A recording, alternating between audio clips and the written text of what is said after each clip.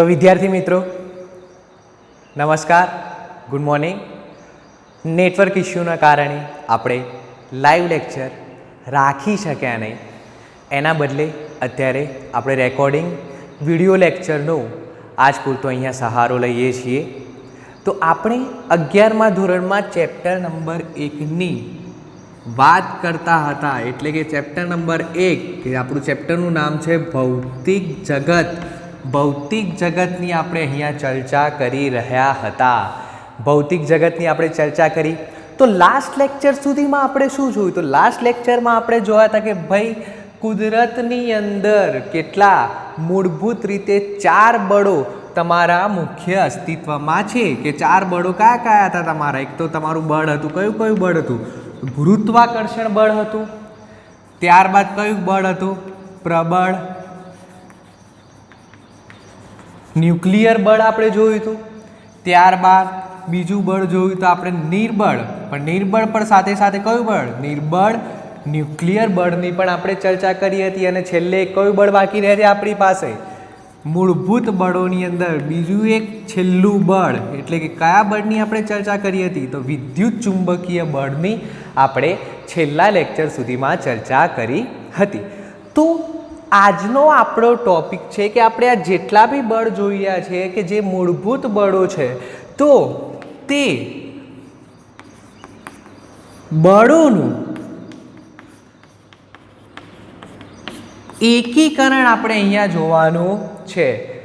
ટોપિકના નામ ઉપરથી જાઓ, બળોનું એકીકરણ. તો આપણે ચેપ્ટરની શરૂઆતની અંદર જ આપણે વાત કરી હતી કે જે પણ આપણે બળ કુદરતમાં પ્રવર્તમાન છે, એટલે કે કુદરતમાં જેટલા પણ બળો અસ્તિત્વ ધરાવે છે, આપણે ઘણી બધી વાર એક જ નિયમને આપણે સાર્વત્રિક નિયમ તરીકે લઈ ઘણી બધી ઘટનાઓને સમજાવી શકતા હોઈએ છીએ. જેમ કે આપણે અહીંયા વાત કરીએ કે ભાઈ ગુરુત્વાકર્ષણ બળની આપણે અહીંયા વાત કરીએ તો ગુરુત્વાકર્ષણ બળના સાર્વત્રિક નિયમ વડે જ આપણે પૃથ્વી પર પણ ગુરુત્વાકર્ષણના નિયમ લાગુ પાડી શકતા હોઈએ છીએ. ચંદ્ર પર પણ આપણે આ જ ગુરુત્વાકર્ષણનો નિયમ લાગુ પાડી શકતા હોઈએ.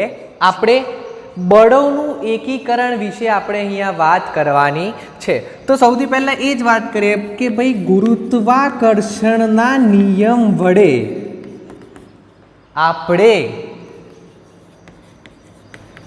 ભૂમિગત ઘટનાઓની સાથે સાથે આકાશીય ઘટનાઓની પણ આપણે માહિતી મેળવી શકતા હોઈએ છીએ. કે ભાઈ હમણાં જ મેં તમને ઉદાહરણ આપ્યું ગુરુત્વાકર્ષણના નિયમનું કે પૃથ્વી ઉપર પણ આપણે આ મુક્ત પતન ગુરુત્વાકર્ષણ બળના કારણે છે. એ જ નિયમ સાથે ચંદ્ર પર પણ તમે આ જ નિયમ લાગુ પડો તો ચંદ્ર પર પણ તમે ગુરુત્વાકર્ષણ બળ શોધી શકતા હોવ છો. એટલે કે ગુરુત્વાકર્ષણ બળ આપણે ભૂમિગત એટલે કે પૃથ્વી પર પણ આ જ નિયમ લાગુ પડ્યો. અને બીજી વાત કરીએ કે આકાશીય વિશ્વની અંદર પણ આ એક જ નિયમ વડે આપણે ઘણી બધી ઘટનાઓ સમજાવી શકતા હોઈએ છીએ. આ વસ્તુ જ એટલે તમારું કહેવાય એકીકરણ કહેવામાં આવે છે. બીજી વાત કરીએ તો બીજા બળની વાત કરીએ છીએ આપણે અહીંયા વિદ્યુત ચુંબકીય બળ. વિદ્યુત ચુંબકીય બળના એકીકરણની વાત કરીએ છીએ એટલે કે ઓરસ્ટેડ અને ફેરાડે નામના વૈજ્ઞાનિકોએ તેમના પ્રયોગો અને અવલોકનો પરથી માહિતી આપી કે ભાઈ વિદ્યુતીય બળ અને ચુંબકીય બળ બંનેનું અસ્તિત્વ સ્વીકારવું જરૂરી છે. એટલે કે બંને એક સાથે જોડાયેલા છે તેવું ઓરસ્ટેડ અને ફેરાડેના પ્રયોગો ઉપરથી સાબિત થયું હતું. ત્યારબાદ બીજી એક વાત કરીએ કે મેક્સવેલ નામના વૈજ્ઞાનિકે પણ બળોનું એકીકરણ કર્યું. એટલે કે અલગ અલગ ક્ષેત્રમાં એમને નિયમોનું એકીકરણ કર્યું હતું. તો એમને શું કર્યું? તો પ્રકાશની વાત કરીએ. પ્રકાશ જે તમે તમારી આજુબાજુ જોઈ શકો છો, અત્યારે સૂર્યપ્રકાશના લીધે જ આપણે સવારે બધું જ આરામથી જોઈ શકતા હોઈએ છીએ. આપણે આપણી આસપાસનું વિશ્વ નિહાળી શકતા હોઈએ છીએ. એટલે કે ફિઝિક્સ એટલે કે ભૌતિક વિજ્ઞાનના નિયમો તમારી આજુબાજુમાંથી જ આવેલા છે એ વિચારીને જ તમારે ભૌતિક વિજ્ઞાનને સમજવું એટલે તમે વધારે સારી રીતે સમજી શકશો. તો મેક્સવેલે શું કીધું કે જે ભાઈ પ્રકાશ છે તો પ્રકાશ પણ પોતે વિદ્યુત ચુંબકીય વિકિરણોનું બનેલું છે. એટલે કે પ્રકાશની અંદર વિદ્યુત બળની સાથે સાથે તમારું ચુંબકીય બળ પણ અસ્તિત્વ ધરાવતું જોવા મળે છે. એટલે કે પ્રકાશના તરંગોની વાત કરીએ એટલે કે પ્રકાશનું એક તરંગ કે જે વિદ્યુત ચુંબકીય તરંગ તરીકે મેક્સવેલે પોતાના નિયમમાં જણાવ્યું કે ભાઈ પ્રકાશ પોતે વિદ્યુત ચુંબકીય તરંગ છે. એટલે કે તમે અહીંયા જોઈ શકો છો કે વિદ્યુત અને ચુંબકીય બળને કોની સાથે સરખામણી કરી? પ્રકાશ સાથે જોડી કાઢ્યો. એટલે કે તમે આ વસ્તુ સમજી શકો છો હવે કે બળોનું એકીકરણ એટલે કે આપણે એક ઘટનાને જે બળો દ્વારા દર્શાવી શકીએ છીએ તે વસ્તુ આપણે અહીંયા વાત કરી રહ્યા છીએ. તો આટલી તમને ખબર પડી. તો એવી જ રીતે બીજી એક ઘટનાનું આપણે ઉદાહરણ આપીએ તો ન્યુક્લિયસની અંદરથી બીટા કણોનું ઉત્સર્જન કયા બળની અંદર આપણે આ ઉદાહરણ જોયું હતું? તો નિર્બળ ન્યુક્લિયર બળની અંદર આપણે ઉદાહરણ આપ્યું હતું કે ભાઈ પરમાણુના ન્યુક્લિયસ એટલે કે પરમાણુ કેન્દ્રમાંથી બીટા કણોનું ઉત્સર્જન થાય છે ત્યારે નિર્બળ ન્યુક્લિયર બળ આપણને જાણવા મળે છે. એટલે કે આ નિર્બળ ન્યુક્લિયર બળને ઇલેક્ટ્રોનિક બળ એના સાથે નિર્બળ ન્યુક્લિયર બળની સરખામણી કરવામાં આવી. એટલે કે આપણે બળોના એકીકરણની વાત કરી રહ્યા છે. એકીકરણની વ્યાખ્યા આપવી એટલી સરળ છે નહીં કે આપણે એમ ચોક્કસ નથી કહી શકતા કે ભાઈ આ બંને ભેગા થઈ ગયા કે આ બંને એક જ થઈ ગયા. પણ બળોનું એકીકરણ તમને શું શીખવે છે કે બળોનું એકીકરણ તમને શું સૂચવે છે? તો ઘણી બધી ઘટનાઓને એક જ નિયમ વડે આપણે સાંકળી શકતા હોઈએ છીએ. તે આપણને બળોનું એકીકરણ સૂચવતું જોવા મળે છે. તો વિદ્યાર્થી મિત્રો, આ બળોના એકીકરણ વિશે હવે તમને સારી રીતે સમજણ પડી ગઈ હશે. તો ત્યારબાદ બળોના એકીકરણ પછી આપણે એના પછીના ટોપિકની વાત કરીએ. તો એના પછીનો આપણી પાસે ટોપિક છે કે ભાઈ ભૌતિક વિજ્ઞાનના નિયમોની પ્રકૃતિ. કે ભાઈ ભૌતિક વિજ્ઞાનના જેટલા પણ નિયમો છે તો તે ભૌતિક વિજ્ઞાનના નિયમો તમારા કેવી પ્રકૃતિ ધરાવે છે.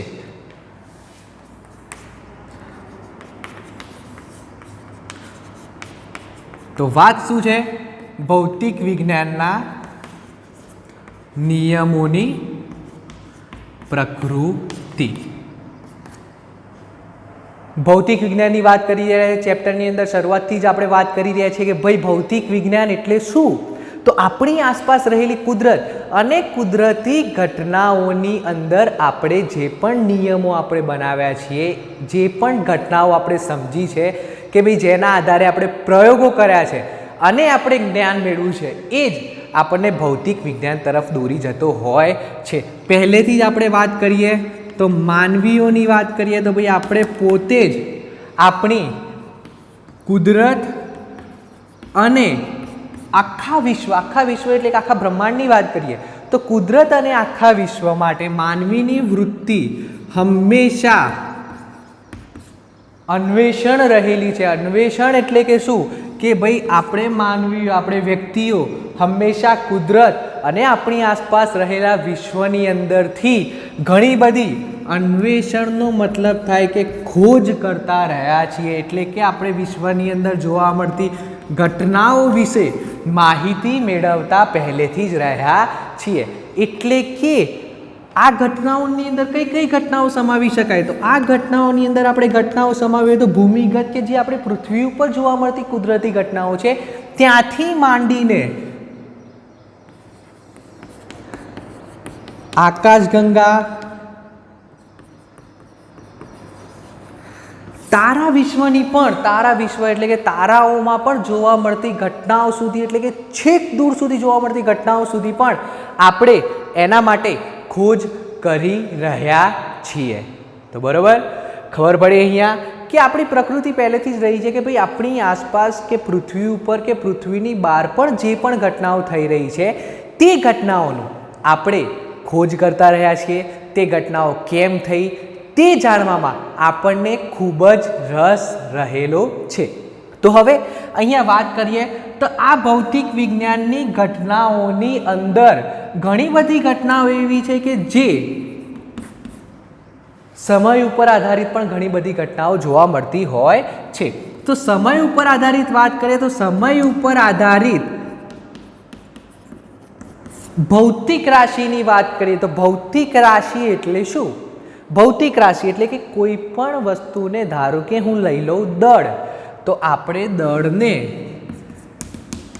કોના વડે દર્શાવીએ? સ્મોલ એમ વડે દર્શાવીએ. બરોબર ખબર પડે છે. તો આ એક ભૌતિક રાશિ તમારી કહેવામાં આવે છે. તો કેટલી ઘણી બધી ભૌતિક રાશિઓ છે કે જે પોતે સમય સાથે કેવી રહેતી હોય છે? અચળ રહેતી હોય છે, એટલે કે સમય સાથે બદલાતી હોતી નથી. એટલે કે તે ભૌતિક રાશિઓનું તમારું શું થયું કહેવાય?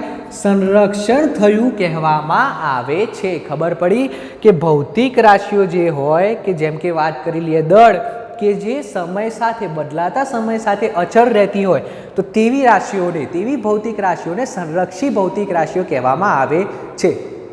દળ કઈ રીતે સંરક્ષિત ભૌતિક રાશિ છે? સાદું સિમ્પલ એક્ઝામ્પલ, તમે વિડીયો જોઈ રહ્યા છો, આટલી બધી વારથી હું લેક્ચર લઈ રહ્યો છું, એવું થઈ ગયું કે ભાઈ ત્યાં સુધી મારું વજન પતલું થઈ ગયું, હું એકદમ પતલો થઈ ગયો? ના. કેમ? કેમ કે દળ પોતે સમય સાથે અચળ રહેતી ભૌતિક રાશિ છે. એટલે આ વસ્તુ ખાસ ધ્યાન રાખવાની. સંરક્ષણ એટલે કે એનો મતલબ શું કે એ વસ્તુ તમારી રક્ષાયેલી રહેશે એટલે કે બદલાશે નહીં. પણ અમુક ભૌતિક રાશિઓ એવી હોય છે કે જે સમય સાથે તમારી બદલાતી જતી જોવા મળે છે. જેમ કે વાત કરીએ સ્થાનાંતર.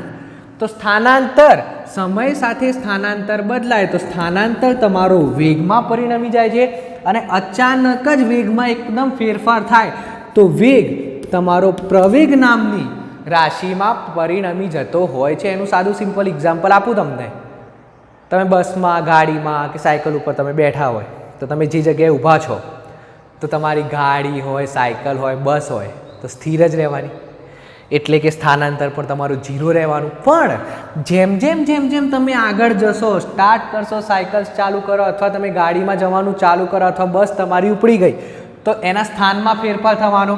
સ્થાનમાં સમય સાથે થતો ફેરફાર એટલે કે તમને શું આપતું હોય છે? વેગ નામની ભૌતિક રાશિ આપે છે. એટલે કે તમે વેગથી જઈ રહ્યા છો તેમ કહેવાય. પણ અચાનક જ તમે એકદમ જતા હોય અને એકદમ રસ્તામાં બમ્પ આવી ગયો તો તમે શું ઉડાડી દેશો ગાડી? બમ્પ ઉપરથી કૂદાડી દો તો ગાડી ઉપર નીચે પડી જાય. સાયકલ લઈને જતા હોય ને આટલો મોટો બમ્પ આવે, સાયકલ તમે આમ કરીને કૂદાડવા જાઓ તો પિક્ચરોના સીનની જેમ સાયકલના 2 ગુલમટા ખાઈને તમે નીચે પડી જાઓ. તો અચાનક જ વેગમાં થતો ફેરફાર એટલે કે ધારો કે અહીંયા આ એક ભાઈ છે, વિચારી લેવાનું આ એક ભાઈ છે, તો આ ભાઈ સાયકલ ઉપર જઈ રહ્યા છે પણ અહીંયા એક મોટો બમ્પ આવી ગયો. તો અહીંયાથી જેવા આગળ જાય તો એવું તો કરશે નહીં કે ભાઈ સાયકલ સીધી કૂદાડીને આગળ જશે. ના, એ શું કરશે? અહીંયા જેવો જે જગ્યાએ બમ્પ આવશે તો બમ્પ પહેલાં શું કરશે? સાયકલની સ્પીડ ધીમી પાડશે. એટલે કે વેગમાં એકદમ ઘટાડો થઈ જશે. એટલે કે તમારો તે જગ્યાએ પ્રવેગ ઉત્પન્ન થતો જોવા મળે છે. તો પ્રવેગ તમે અનુભવેલો છે ઘણી બધી જગ્યાએ. વિદ્યાર્થી મિત્રો, તમે હવે વિચારજો કે તમે એકદમ ગાડીમાં જતા હોય, એકદમ અચાનક બ્રેક મારી દો તો આખા આગળની તરફ ધકેલાઈ જાઓ છો. વિચાર્યું? એવી જ રીતે તમે ફરીથી ગાડીમાં કે બસમાં જઈ રહ્યા છો, બસની સ્પીડ એકદમ ધીમી છે, પણ ડ્રાઈવર હોય જે પણ બસની સ્પીડ એકદમ વધારી દે તો એકદમ તમે પાછળની તરફ ધકેલાવ છો. એટલે કે તમે શેનો અનુભવ કરો છો? તમારા પ્રવેગનો અનુભવ કરતા હો છો.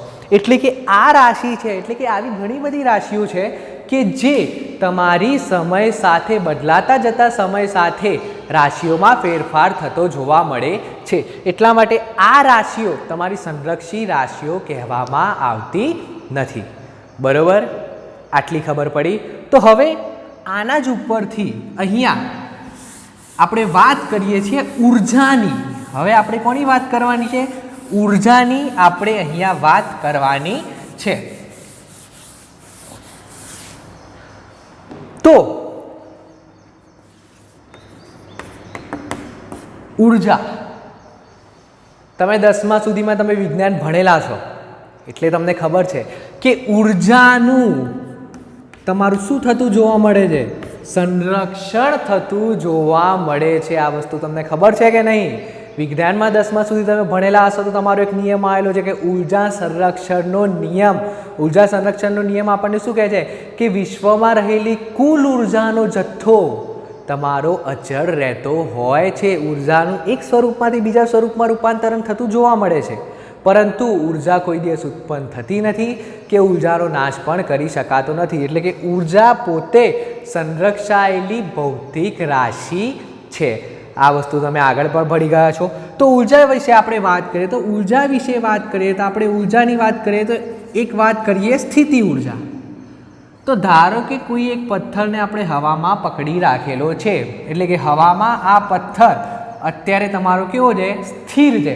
તો સ્થિર સ્થિતિમાં રહેલો કોઈ પણ પદાર્થ હોય તો તે પોતાની અંદર સ્થિતિ ઉર્જાનું ભેગી કરતો જોવા મળે છે. અને આવી રીતે પણ તમે સમજી શકો છો કે ભાઈ તમે સવારે ઉઠીને એકદમ 6, 6:30, 7 વાગે તમને એકદમ કસરત કરવાની ઈચ્છા થઈ, ભાઈ આજથી કસરત કરવાનું આપણે ચાલુ કરી લઈએ. તો સવારે તમે ઉઠ્યા, શાંતિથી મસ્ત રાતે આરામ કર્યો હશે, ઉઠીને ફ્રેશ થઈને તમે દોડવા જશો.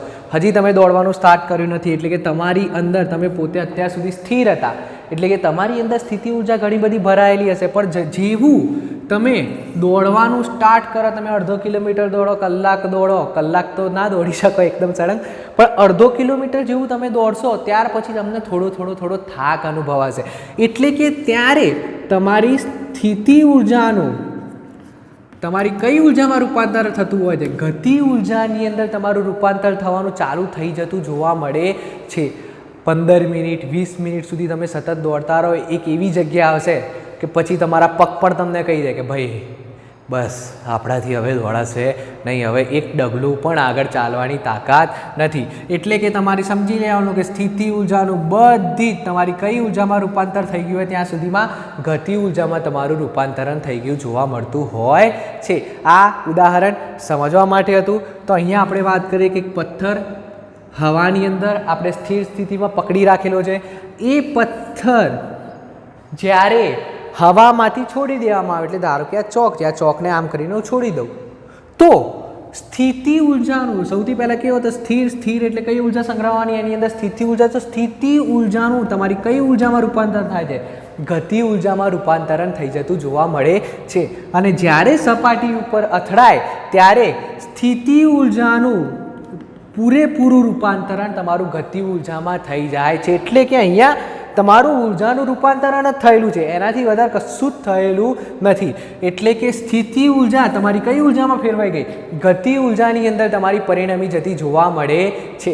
એટલે અહીંયા ઉર્જાનું એક સ્વરૂપમાંથી બીજા સ્વરૂપમાં રૂપાંતરણ થયું, પરંતુ આપણે કોઈ જ નવી ઉર્જા ઉત્પન્ન નથી કરી કે કોઈ જ ઉર્જાને આપણે અહીંયા નાશ કરી નથી. તો એટલા માટે આ વસ્તુ એટલે કે તમારો ઉર્જા સંરક્ષણનો નિયમ કહેવામાં આવે છે. ખબર પડી ગઈ? તો એવી જ રીતે આપણે વાત કરીએ તો વિદ્યુત ઉર્જાની વાત કરીએ, યાંત્રિક ઉર્જાની વાત કરીએ, તો જેટલી બી ઉર્જાઓ તમને જોવા મળે છે દરેકે દરેક ઉર્જાનું તમારું મૂળભૂત રીતે સંરક્ષણ થતું જ હોય છે. એટલે કે ઉર્જાનો કુલ જથ્થો અચળ રહે છે, ઉર્જાનું એક સ્વરૂપમાંથી બીજા સ્વરૂપમાં રૂપાંતરણ થાય છે, પરંતુ તેને ઉત્પન્ન કરી શકાતી નથી, કાં તો આપણે તેને નાશ કરી શકતા નથી. બરાબર, ખબર પડી. તો આવી આપણે જેટલી ઉર્જા લઈ શકીએ છીએ, ધ્વનિ ઉર્જાની પણ વાત કરી શકીએ છીએ. તો ઉર્જાની આપણે વાત કરીએ છીએ કે ઉર્જાનું સંરક્ષણ જ થતું જોવા મળે છે. વૈજ્ઞાનિકનું તમે નામ આ સાંભળ્યું હશે, આલ્બર્ટ આઇન્સ્ટાઈન. તો આઇન્સ્ટાઈનની વાત કરીએ તો આઇન્સ્ટાઈને સાપેક્ષવાદ આપ્યો. તો આઇન્સ્ટાઈને સાપેક્ષવાદ આપ્યો તો આ સૂત્ર એટલે કે E = mc². તમે ઘણી બધી જગ્યાએ જોયું પણ હશે, ઇન્ટરનેટ વાપરો છો તો ઘણી બધી જગ્યાએ તમને આ E = mc² સૂત્ર તમને જોવા મળ્યું હશે. તો આઇન્સ્ટાઈને સાપેક્ષવાદ આપ્યો. એની પહેલાં ઉર્જા સંરક્ષણની વાત હતી તે વખતે એની પહેલાં એક મૂળભૂત નિયમ આપણે લેતા હતા, દળ સંરક્ષણની આપણે ચર્ચા કરતા હતા. દળ સંરક્ષણની આપણે ચર્ચા કરતા હતા એનો મતલબ શું કે ધારો કે કોઈ પણ એક તંત્ર લઈએ, એની અંદર ગમે તેટલી પ્રક્રિયા થાય. ધારો કે આ પદાર્થમાંથી આપણે બે નાના નાના પદાર્થો બનાવ્યા, તો દળ સંરક્ષણ અહીંયા તમને શું કહે છે કે કોઈ પણ તંત્રની અંદર તમારી ગમે તે પ્રક્રિયા થાય, એટલે કે પદાર્થનું એક સ્વરૂપમાંથી બીજા સ્વરૂપમાં રૂપાંતર થાય, તો પણ આ તંત્રની અંદર રહેલું તમારું કુલ દળ તમારું કેવું રહે છે? સંરક્ષિત રહેલું જોવા મળે છે. એટલે કે આ નિયમ એટલે કે તમારો દળ સંરક્ષણનો નિયમ કહેવામાં આવે છે. એટલે કે ધારો કે વિચારી લો કે આનું ટોટલ દળ 10 હોય, તો આના ભાગ પડે તો આ 4 બને, આ 6 બને. એટલે કે આ વસ્તુ આ બાજુ બી 10 હતું, આ બાજુ બી 10 હતું, એટલે કે 6 + 4 10.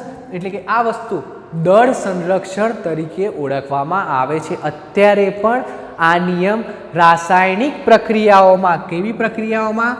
રાસાયણિક પ્રક્રિયાઓની અંદર આ નિયમ ખાસ તમારો હજી પણ લાગુ પડતો જોવા મળે છે. એટલે કે રાસાયણિક પ્રક્રિયાઓની અંદર વાત કરીએ તો રાસાયણિક પ્રક્રિયાઓમાં તમને ખબર છે કે પ્રક્રિયકો હોય અને નિપજ હોય. તો રાસાયણિક પ્રક્રિયા એટલે શું કે કોઈ પણ અણુ પરમાણુની વાત કરતા હોઈએ તો અણુ પરમાણુની અંદર પ્રક્રિયા કરીને અણુ પરમાણુની આપણે પુનઃ ગોઠવણી કરતા હોઈએ, એટલે કે અણુ પરમાણુઓના સ્ટ્રક્ચરની અંદર આપણે ફેરફાર કરતા હોઈએ, તેવી પ્રક્રિયા રાસાયણિક પ્રક્રિયાઓ કહેવામાં આવે છે.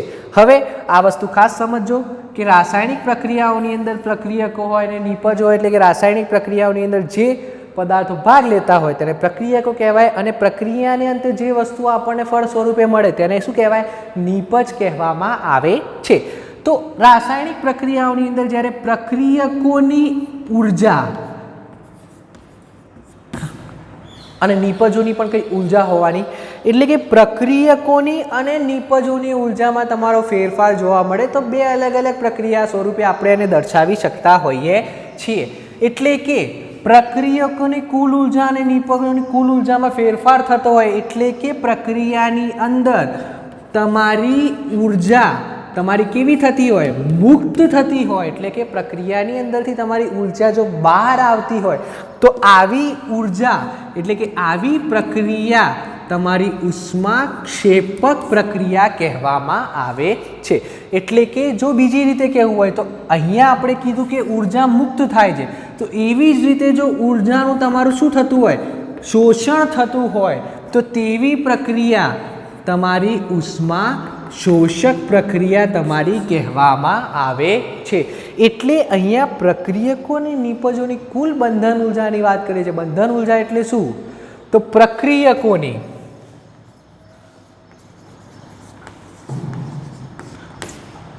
બંધન ઉર્જા એટલે શું કે જે પણ અણુ પરમાણુની આપણે વાત કરી રહ્યા છીએ, તો અણુ પરમાણુની અંદર તમારા શું હોય? બંધ હોય. તો આ બંધને એટલે કે અણુ પરમાણુઓને એકબીજા સાથે કેવી રાખતી ઉર્જા? એકબીજા સાથે જોડી રાખતી ઉર્જા એટલે કે તમારી બંધન ઉર્જા કહેવામાં આવે છે. એટલે કે પ્રક્રિયકોની અને નિપજોની બંધન ઉર્જામાં જો તમને ફેરફાર જોવા મળે તો આ બે જ પ્રક્રિયા હોઈ શકે. એટલે કે જો ઉર્જા મુક્ત થતી હોય તો ઉષ્માક્ષેપક પ્રક્રિયા હોય, જો ઉર્જાનું તમારું શોષણ થતું હોય તો ઉષ્મા શોષક પ્રક્રિયાઓ આપણે એને કહી શકતા હોઈએ છીએ. બરાબર, આટલી ખબર પડી. તો એવી જ રીતે અહીંયા આપણને જે બંધન ઉર્જામાં ફેરફાર થતો જોવા મળે છે, એટલે કે બંધન ઉર્જામાં ફેરફાર ક્યારે થાય? ઉષ્મા શોષક કાં તો ઉષ્માક્ષેપક પ્રક્રિયાઓ હોય ત્યારે બંધન ઉર્જામાં તમે ફેરફાર જોવા મળે એટલે તમે એની ગણતરી કરી શકો છો. પરંતુ પ્રક્રિયકો અને નિપજોથી બનતા કુલ તંત્રની ઉર્જા તમારી હંમેશા કેવી રહેતી જોવા મળે છે? અચળ જોવા મળે છે. એટલે કે જે કુલ ઉર્જા હોય તે કુલ ઉર્જાનું હંમેશા સંરક્ષણ થતું જોવા મળે છે. જો આ બંધન ઉર્જાને શોધવામાં આવે તો એ બંધન ઉર્જામાં થતો એકદમ વધારો અથવા ઘટાડો એટલો બધો સૂક્ષ્મ હોય છે કે જેને આપણે અવગણી શકતા હોઈએ છીએ. તો એટલા માટે કહેવામાં આવેલું છે કે ઉર્જાનું હંમેશા તમારું સંરક્ષણ થતું જોવા મળ્યું છે. તો એવી જ રીતે આપણે અહીંયા વાત કરીએ, આ વાત કરી આપણે દળ સંરક્ષણની વાત કરી. તો હવે આપણે આઈન્સ્ટાઈનના સાપેક્ષવાદ ઉપર આપણે જઈએ. તો આઈન્સ્ટાઈને નિયમ આપ્યો, તો આઈન્સ્ટાઈને પોતાનો સાપેક્ષવાદ આપ્યો કે ભાઈ E બરાબર mc². આપણે ત્યાં વાત કરી છે કે ભાઈ E બરાબર mc². એટલે કે E એટલે કે તમારી E એટલે શું છે? તમારી ઉર્જા. m એટલે જે પણ આપણે અણુ પરમાણુ લેતા હોય એની દળની વાત કરીએ છીએ. c એટલે શૂન્ય અવકાશમાં પ્રકાશનો વેગ. બરોબર. એટલે કે ઉર્જાનું તમારું શેમાં રૂપાંતરણ થઈ શકે છે? દળની અંદર રૂપાંતરણ થઈ શકે છે, કાં તો દળનું તમારું શેમાં રૂપાંતરણ થઈ જતું હોય છે? ઉર્જાની અંદર તમારું રૂપાંતરણ થતું હોય છે. આ નિયમ પછી બધા જ વૈજ્ઞાનિકો આ નિયમના ઉપયોગો માટે, એની સાબિતી માટે અને વધારે પ્રયોજન માટે આ નિયમ અત્યારે પણ 20મી સદીની અંદર આપેલો આઈન્સ્ટાઈનનો આ નિયમ અત્યારે પણ તમારો ખૂબ જ મહત્ત્વ ધરાવતો હોય છે. એટલે કે આપણે અહીંયા વાત કરી રહ્યા છીએ ઉર્જા સંરક્ષણની. એટલે કે આખા વિશ્વની અંદર જોવા મળતી દરેકે દરેક ઘટનાઓ, આખું વિશ્વ તમે બધું ભૂલી જાઓ કે ભાઈ તમે ગુજરાતમાં છો, ભારતમાં છો, દુનિયામાં છો, આખા બ્રહ્માંડનો તમે વિચાર કરો તો આખા બ્રહ્માંડની કુલ ઉર્જા તમારી કેવી રહેતી જોવા મળે છે? અચળ રહેતી જોવા મળે છે. એટલે કે ઉર્જાનું ફક્ત એક સ્વરૂપમાંથી બીજા સ્વરૂપમાં રૂપાંતર થાય છે, પણ તેને કોઈ દિવસ ઉત્પન્ન કરી શકાતી નથી કે એનો નાશ કરી શકાતો પણ નથી. એટલે કે આનું આપણે ઉદાહરણ જોઈએ કે ભાઈ ઉર્જાનું શેમાં રૂપાંતરણ? દળમાં રૂપાંતરણ. ઉર્જાનું દળમાં રૂપાંતરણ એટલે કે આપણે ન્યુક્લિયર પ્રક્રિયાઓની આપણે વાત કરીએ તો ન્યુક્લિયર પ્રક્રિયાઓની અંદર ન્યુક્લિયર તત્વ ઉપર આપણે ઉર્જા આપીને નવા નવા તત્વો બનાવીએ છીએ. એટલે કે ઉર્જાનું આપણે દળમાં રૂપાંતરણ કરતા હોઈએ છીએ. તેનાથી વિરુદ્ધ દળનું ઉર્જામાં રૂપાંતરણ એટલે કે ન્યુક્લિયર હથિયાર. તમે વિચારો, ન્યુક્લિયર હથિયાર વિચારો તો એક નાનકડો બોમ્બ કેટલી પ્રચંડ ઉર્જા તમારો ઉત્પન્ન કરે છે અને ઘણો બધો વિનાશ સર્જતો જોવા મળે છે. તમે આનું ઉદાહરણ ખબર જ હશે તમને કે જાપાનની અંદર હિરોશીમા અને નાગાસાકી ઉપર જે પરમાણુ બોમ્બનો હુમલો થયો હતો, તો બોમ્બ તો નાનો જ હતો પણ એના દ્વારા ઉત્પન્ન થતી ઉર્જા એટલી બધી પ્રચંડ હતી કે ત્યાં વિનાશ સર્જાઈ ગયો હતો. એટલે કે આ ઉદાહરણ આપણે જોઈએ છે કે ભાઈ દળનું શેની અંદર રૂપાંતરણ જોયું? આપણે ઉર્જાની અંદર આપણે આ વસ્તુ જોઈ શકતા હોઈએ છીએ. તો ખબર પડી તમને કે ભાઈ ઉર્જા સંરક્ષણના નિયમ દ્વારા કોઈ પણ તંત્રની અંદર ઉર્જા સંરક્ષણનો નિયમ લાગુ પાડીને આપણે તંત્રની ઉર્જાઓની પણ આરામથી આપણે ગણતરી કરી શકતા હોઈએ છીએ. બરાબર. તો એવી જ રીતે ઉર્જા સંરક્ષણની વાત કરી, એવી જ રીતે બીજી પણ ભૌતિક રાશિઓ છે કે જેમાં સંરક્ષણ આપણને જોવા મળે છે કે જેની આપણે અહીંયા વાત કરીએ. ઉર્જાની આપણે અહીંયા વાત કરી રહ્યા છો તો ઉર્જાની વાત કરીએ તો ઉર્જા પોતે અદિશ ભૌતિક રાશિ તરીકે લેવામાં આવે છે. એટલે કે ઉર્જાની પોતે કોઈ દિશા હોતી નથી, પરંતુ કોણીય વેગમાન અને રેખીય વેગમાનનું સંરક્ષણની આપણે વાત કરતા હોઈએ તો આ પણ સંરક્ષિત ભૌતિક રાશિઓ છે. એટલે કે પણ તે કેવી ભૌતિક રાશિઓ છે? સદિશ ભૌતિક રાશિઓ છે કે જેની અંદર કોઈ એક તંત્રની અંદર આપણે વાત કરતા હોઈએ તો એ તંત્રની અંદર કોણીય વેગમાન અને રેખીય વેગમાનનું સંરક્ષણ હંમેશા થતું હોય છે. એટલે કે ન્યૂટનના યંત્રશાસ્ત્રની અંદર આવતી ઘટનાઓ અને એના સિવાયની ઘટનાઓ પણ આપણે આ કોણીય વેગમાન સંરક્ષણ અને રેખીય વેગમાન સંરક્ષણ દ્વારા આપણે તે ઘટનાઓનો તાર મેળવી શકતા હોઈએ છીએ. બરાબર, ખબર પડી? આ કોણીય વેગમાન સંરક્ષણ, રેખીય વેગમાન સંરક્ષણ તમારા આગળના ચેપ્ટરોની અંદર તમારે આવવાનું છે, એટલે આ ઘટના વધારે સારી રીતે તમે ત્યારે સમજી શકશો. તો કોણીય વેગમાન અને રેખીય વેગમાનના સંરક્ષણની વાત કરીએ છીએ તો અહીંયા આપણે લઈ લઈએ એક જટિલ તંત્રની અંદર આપણે વાત કરીએ તો એક જટિલ તંત્રની અંદર આપણે અહીંયા ધારો કે એક ઉદાહરણ લઈએ તો બે ગાડીઓ ધારો કે એકબીજા સાથે અહીંયા અથડામણ અનુભવે છે, એટલે એકબીજા સાથે અથડાઈ જાય છે. તો આ અથડામણની અંદરની જો આપણે જેટલા બી બળો હોય તે બધા બળોનો ગણતરી કરવાનો પ્રયાસ કરીએ, એટલે કે જટિલ બળોની ગણતરી કરવી આપણને અહીંયા ખૂબ જ મુશ્કેલ પડી જતી જોવા મળે છે. એટલે કે અહીંયા આ તંત્રની અંદર જો આપણે ઉર્જા સંરક્ષણનો નિયમ લાગુ કરવો હોય તો આપણે રેખીય વેગમાન સંરક્ષણના નિયમ દ્વારા અહીંયા થતી ઘટનાનું સંરક્ષણ આપણે શોધી શકતા હોઈએ છીએ. કે અહીંયા બનતી ઘટનાઓ એટલે કે અહીંયા જે અથડામણ થઈ તો એ અથડામણ થઈ તો ગાડીની ત્યારબાદ શું હાલત થશે કે ભાઈ ગાડી કેટલા વેગથી અથડાઈને પાછળ ગઈ હશે, તે દરેકે દરેક વસ્તુ આપણે રેખીય વેગમાનના સંરક્ષણના નિયમ દ્વારા આરામથી આપણે આ વસ્તુ શોધી શકતા હોઈએ છીએ. એટલે ભૌતિક રાશિઓનું સંરક્ષણ ઘણી બધી જગ્યાએ તમારું થતું જોવા મળે છે. આ ભૌતિક રાશિઓના સંરક્ષણના લીધે આપણે ઘણી બધી જટિલ ઘટનાઓને પણ આરામથી ઉકેલી શકતા હોઈએ છીએ. બરાબર, તો ખબર પડી ગઈ આ? તો બસ, તો આપણું ચેપ્ટર નંબર 1 તમારું અહીંયા પૂર્ણ થાય છે. તો આ ચેપ્ટરની અંદર આપણે સૌથી પહેલાં વાત કરીએ ભૌતિક જગતની આપણે વાત કરી, ભૌતિક વિજ્ઞાનની વાત કરી. હજી પણ સમજી લેજો, ભૌતિક વિજ્ઞાન એટલે કે આ વિષય ભૌતિક વિજ્ઞાન એટલે કે તમારી આસપાસની કુદરતની સમજવા માટેનું વિજ્ઞાન કે કુદરતની જેટલી ઘટનાઓ છે તે બધી ઘટનાઓનું અવલોકન કરી, તેના ઉપર પ્રયોગો કરી, એ પ્રયોગો પણ મેળવ્યા, પણ એ પ્રયોગોને આપણે ગાણિતીય નિયમોમાં પણ ઢાળવીએ છીએ અને તેના દ્વારા તે ઘટનાને આપણે વ્યક્ત કરતા હોઈએ છીએ. તે આપણને ભૌતિક જગત આપતું જોવા મળે છે. ત્યારબાદ આપણે ભૌતિક વિજ્ઞાનના કાર્યક્ષેત્રોની વાત કરી, ટેકનોલોજી અને સમાજ સાથેના તેના સંબંધોની વાત કરી. ભૌતિક વિજ્ઞાનની અંદર પ્રવર્તતા આપણે મૂળભૂત બળોની વાત કરી. તો મૂળભૂત બળો કયા કયા હતા? ગુરુત્વાકર્ષણ બળ. આવી રીતે યાદ રાખો તો યાદ રાખી શકો છો કે ભાઈ ગુરુત્વાકર્ષણ બળ, વિદ્યુત ચુંબકીય બળ, પ્રબળ ન્યુક્લિયર બળ અને નિર્બળ ન્યુક્લિયર બળ. બરાબર, ખબર પડી? અને આ બધા બળોનું એકીકરણ પણ આપણે જોયું અને છેલ્લે સંરક્ષણના નિયમોની આપણે અહીંયા વાત કરી. તો આપણું આ ચેપ્ટર અહીંયા પૂર્ણ થાય છે.